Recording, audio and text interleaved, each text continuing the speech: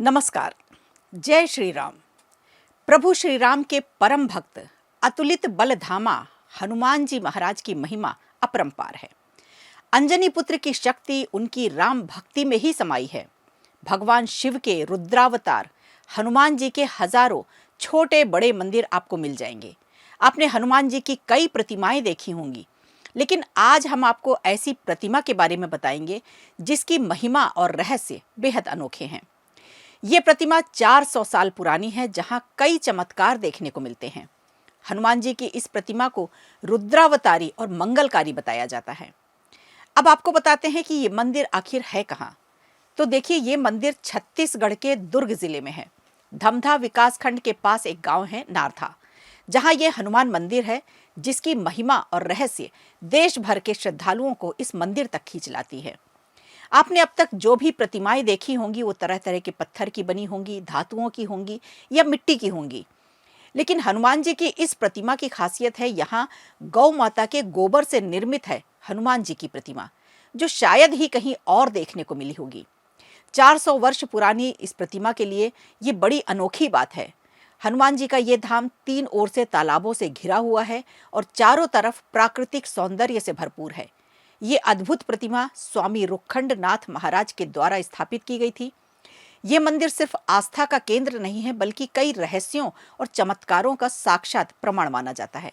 कहते हैं यहाँ दर्शन करने के बाद सर्पदंश से किसी की अकाल मृत्यु नहीं होती।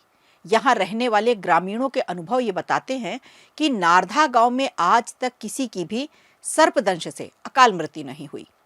और हैरानी की बात तो यह है कि मंदिर परिसर और उसके आसपास बहुत सारे सांप घूमते रहते हैं, लेकिन किसी को भी कोई नुकसान नहीं पहुंचाते। हनुमान जी की ये विशेष कृपा ही मानी जाती है और ऐसा माना जाता है कि ये वही स्थान है जहां स्वामी रुखंड नाथ महाराज ने गहन तप, योग और साधना की थी और बाद में यही समाधि भी ले ली। उनकी समाधि के ऊपर ही एक शिवलिंग स्थापित किया गया है। मंदिर के पुजारी पंडित सुरेंद्र गिरी के अनुसार गर्भगृह में एकानन, चतुरानन और पंचानन शिवलिंग विराजमान है और शिवलिंग के नीचे लगभग 15 फीट गहराई में बाबा की समाधि है। श्रावण मास में तो यहाँ अलौकिक दृश्य देखने को मिलता है, जब नाग देवता स्वयं शिवलिंग के दर्शन करने आते हैं। शिवलिंग पर लिपटकर भक्तों को दर्शन देते हैं। श्रावण मास में यहाँ शिव का रुद्राभिषेक किया जाता है और गोबर से निर्मित हनुमान प्रतिमा का विशेष अनुष्ठान किया जाता है।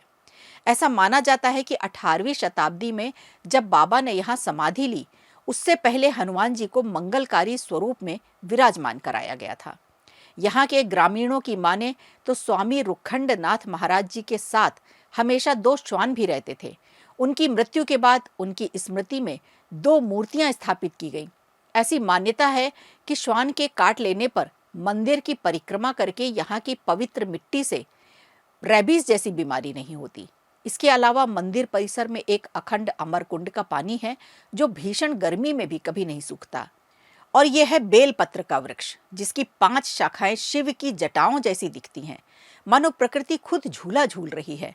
अभी हाल ही में बागेश्वर धाम महाराज पंडित धीरेन्द्र कृष्ण शास्त्री ने भी इस स्थान के महत्व की चर्चा की थी। यहाँ श्रद्धालुओं की संख्या दिन प्रतिदिन बढ़ती जा रही है। ये धाम केवल छत्तीसगढ़ ही नहीं, बल्कि पूरे देश के श्रद्धालुओं की आस्था का केंद्र बनता जा रहा है।